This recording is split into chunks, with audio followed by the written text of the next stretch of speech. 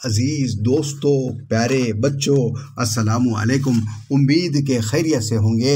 ایک دلچسپ عنوان بغور سماعت کیجیے۔ حق بولوں تاکہ زندہ رہوں۔ بات میں اس شخص سے زیادہ اچھا کون ہے جس نے اللہ تعالیٰ کی طرف بلایا اور نیک عمل کیے اور کہا کہ یقیناً میں فرما برداروں میں سے ہوں۔ سورہ حامیم سجدہ آیت نمبر 33 پارہ 24۔ حضرت علی کرم اللہ وجہ نے ارشاد فرمایا، انصاف کرو ورنہ یاد رکھنا حضرت صالح علیہ السلام کی اونٹنی کے قاتل 4 لوگ تھے، مگر پوری قوم غرق ہو گئی کیونکہ باقیوں کا جرم خاموشی تھا۔ اللہ کی بندگی پر ثابت قدم ہو جانا اور اس راستے کو اختیار کر لینے کے بعد پھر اس سے منحرف نہ ہونا بہت بڑی نیکی ہے، جس سے آدمی جنت کا مستحق بن جاتا ہے۔ لیکن اس سے بڑھ کر حق گوئی اور صداقت شعاری سے زیادہ بلند کوئی درجہ انسان کے لیے نہیں ہے۔ آدمی نیک عمل کرے اور لوگوں کو اللہ کی بندگی کی طرف بلائے، شدید مخالفت کے ماحول میں بھی حق گوئی اور انصاف پر قائم رہے۔ اگرچہ سچ بولنا اور اپنے اوپر مصیبتوں کو دعوت دیتا ہے، لیکن بآواز بلند سچ کہیں، کسی بھی رشتے کی پرواہ مت کریں۔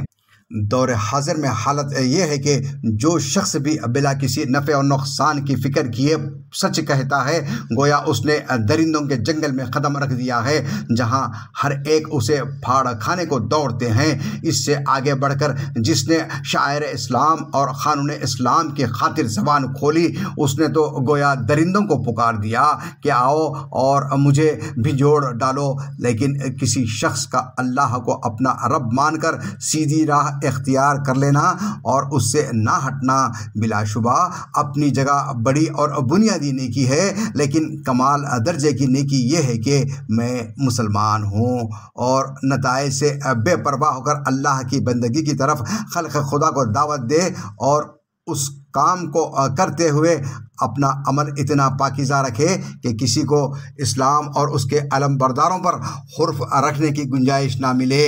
سچائی ایسی صفت ہے جس کی اہمیت ہر مذہب اور ہر دور میں یکساں طور پر تسلیم کی گئی ہے۔ اس کے بغیر انسانیت مکمل نہیں ہوتی، اس لیے شریعت اسلامیہ میں اس کی طرف خاص توجہ دلائی ہے۔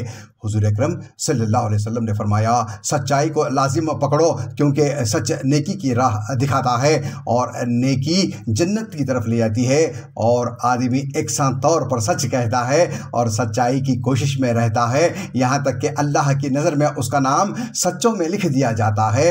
اور جھوٹ سے بچتے رہنا ہے، اس لیے کہ جھوٹ گناہ و فجور اور دوزخ کی راہ بتاتا ہے۔ آدمی مسلسل جھوٹ بولتا ہے اور اس کی جستجو میں رہتا ہے، یہاں تک کہ اللہ کے نزدیک اس کا شمار جھوٹوں میں لکھ دیا جاتا ہے، اور جھوٹ بولتے بولتے دنیا ہی میں منہ کالا ہوتا ہے۔ عزیزان ملت اسلامیہ، اوپر صالح علیہ السلام کی اونٹنی کا جو واقعہ پیش کیا گیا ہے، اس میں اللہ کی اونٹنی پر قوم کے 4 بڑے نافرمانوں نے ہاتھ اٹھایا تھا اور اونٹنی کو مار ڈالا، لیکن اللہ کا عذاب نے پوری قوم کو لپیٹے میں لے لیا، کیونکہ بقیہ قوم کا جرم ان کی خاموشی تھی کہ انہوں نے ان نافرمانوں کو اونٹنی کے قتل سے نہیں روکا۔ ٹھیک یہی صورتحال ہمارے شہر میں خان صاحب اور ان کے چمچوں کی ہے۔ یہ حواری اور چمچے جانتے ہیں کہ کس طرح خان صاحب نے مسجد منیر کے ممبر سے زچگی خانے کے نام پر مال فراڈ کیا۔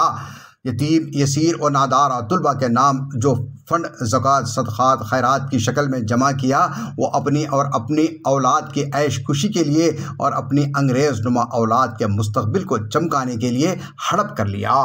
اور اس فنڈ سے بنائی ہوئی جائیدادوں میں سے ایک اولاد کو MS اسکول کی عمارت، ایک کو کالج کی جائیداد، ایک کو فارم ہاؤس اور ڈیری فارم۔ خان صاحب کے حواری اور چمچے یہ بھی جانتے ہیں کہ کس طرح خان صاحب عبداللطیف خالد کا خواب محبوب نگر کے یتیم، یسیر و نادار طلباء کو انٹرنیشنل لیول کی تعلیم دلانے کے لیے شاندار بلڈنگ جو فیوچر لیڈر ولیج کے نام سے تیار کی، اس عمارت کا بورڈ نکال پھینک دیا اور اپنی انگریز نما اولادوں کے ولیمے کے لیے فنکشن ہال کے طور پر استعمال کیا۔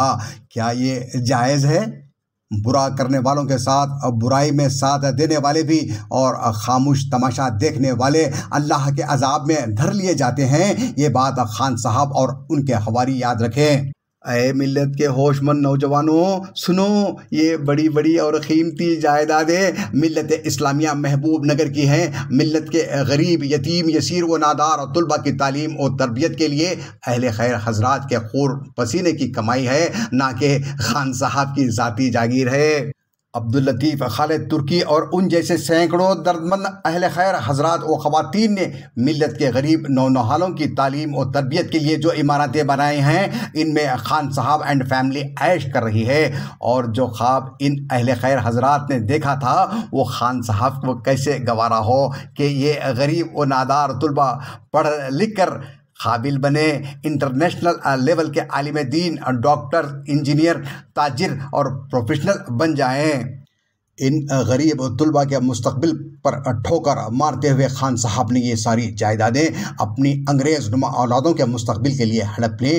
اب صرف ان کے ہی بچے انٹرنیشنل لیول پر تعلیم حاصل کر رہے ہیں۔ کیا محبوب نگر کے ان سینکڑوں غریب طلباء میں اتنے سالوں میں کوئی ایک بھی قابل نہیں تھا جو انٹرنیشنل لیول تک پہنچ پاتا؟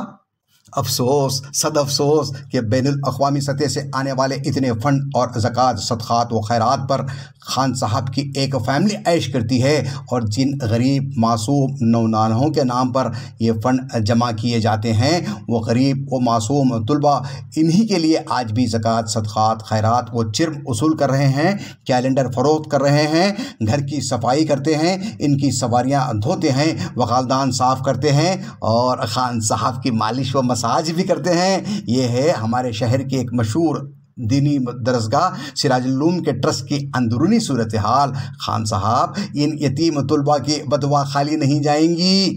اللہ تعالیٰ ان دھوکے باز مذہبی رہنماؤں سے ملت کی اور ملت کے غریب نونہالوں کی حفاظت فرمائے، آمین۔